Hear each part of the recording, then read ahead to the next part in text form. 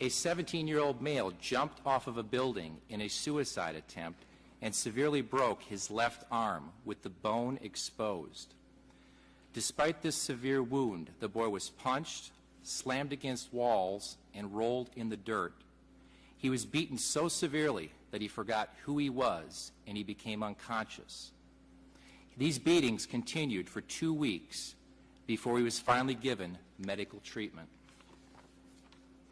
A 16-year-old boy having trouble breathing and walking was tortured and humiliated for days. One staff told the boy that he deserved an Academy Award for faking it. He died later that day. An autopsy report for this boy showed 71 contusions and abrasions from head to toe. Another 16-year-old boy with asthma was placed in a face-down restraint by 3 staff members before he died. Another boy was restrained more than 250 times, including 2 times for more than 12 hours each. A 12-year-old boy weighing 87 pounds was placed in a face-down restraint with a staff lying on top of him until he died.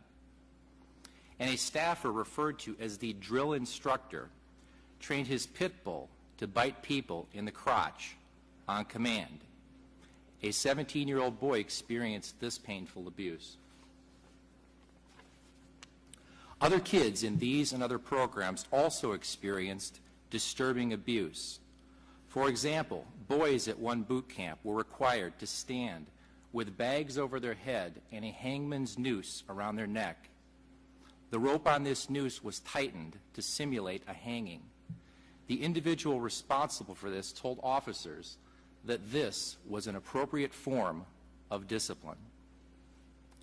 Another boy was forced to lie face down on a red anthill and was not allowed to brush the ants off of his face or his body.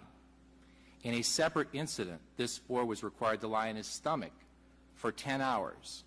He was only allowed to get up to vomit, and then he was required to clean up his vomit before he got down on the ground again. And finally, the poster board shows the picture of a horse in Canada. This horse was starved, as you can see, by the protruding rib cage. Neglect also resulted in the problems with the hoof that you see on the picture. You're probably wondering what this has to do with today's hearing. Here's the interesting answer to that question. This horse belonged to the owner of one of our case study programs. This owner was convicted in Canada for cruelty to 39 horses and 7 golden retrievers. Although he received a lifetime ban from taking care of animals in Canada, he was allowed to take care of teenagers here in the United States. And the results should not be surprising. He and his wife were cited in Utah for, among many things, use of profane language to humiliate youth, improper seclusion, and rat infestation. In conclusion, today's testimony reveals disturbing facts about the world of residential treatment programs.